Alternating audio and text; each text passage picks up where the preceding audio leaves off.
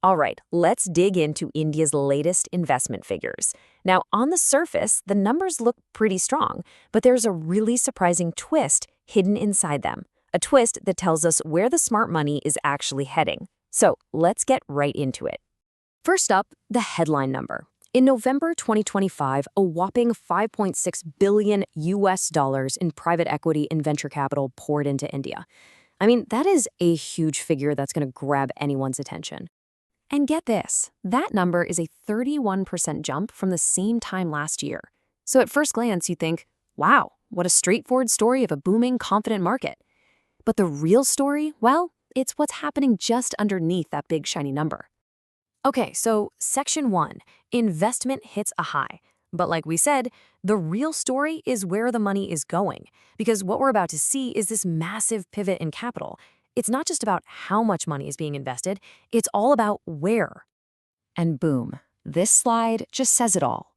It is an incredible contrast. On one side, you've got your traditional venture capital bets, tech, startups. They plummeted by 60%. But then, look at the other side. Investment in physical assets, we're talking real estate and infrastructure. It's skyrocketed by an astonishing 460%. Which brings us to Section 2, the Great Investment Shift. Seriously, we are seeing a fundamental change here, from clicks to bricks.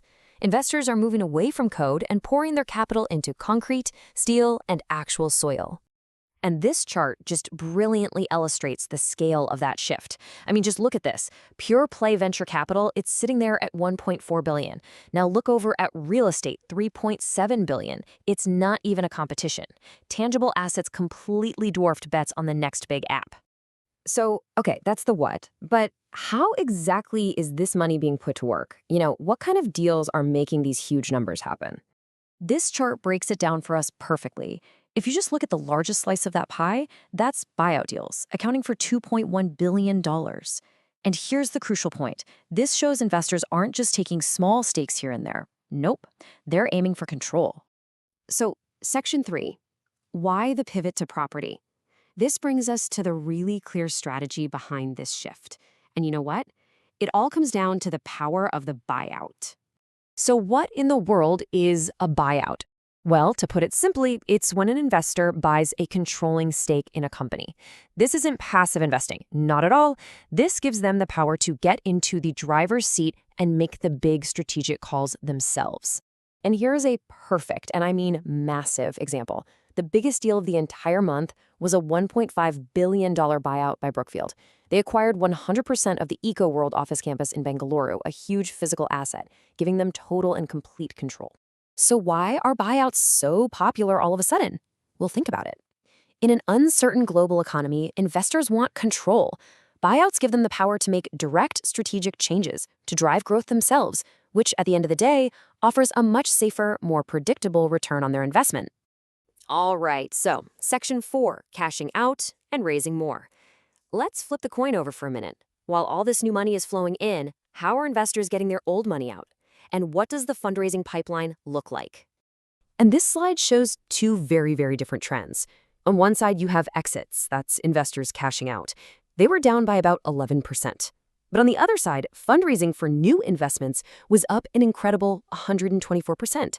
So what does that tell us? While taking profits has slowed down a bit, the appetite to raise and deploy new capital in India is stronger than ever.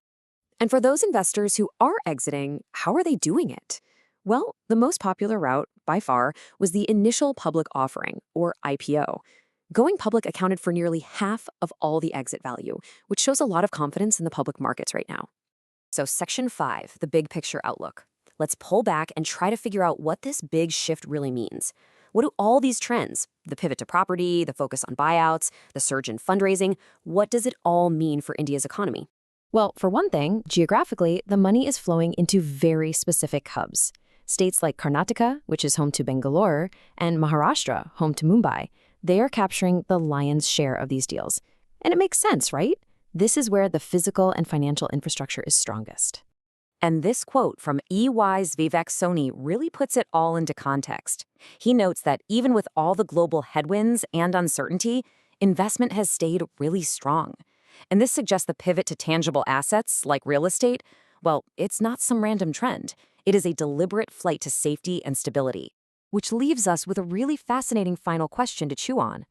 In such a volatile global economy, are investors signaling that India's real growth story isn't in the cloud anymore, but on the ground? Is the country's physical foundation, its buildings, its roads, its infrastructure, is that the new most promising frontier for growth?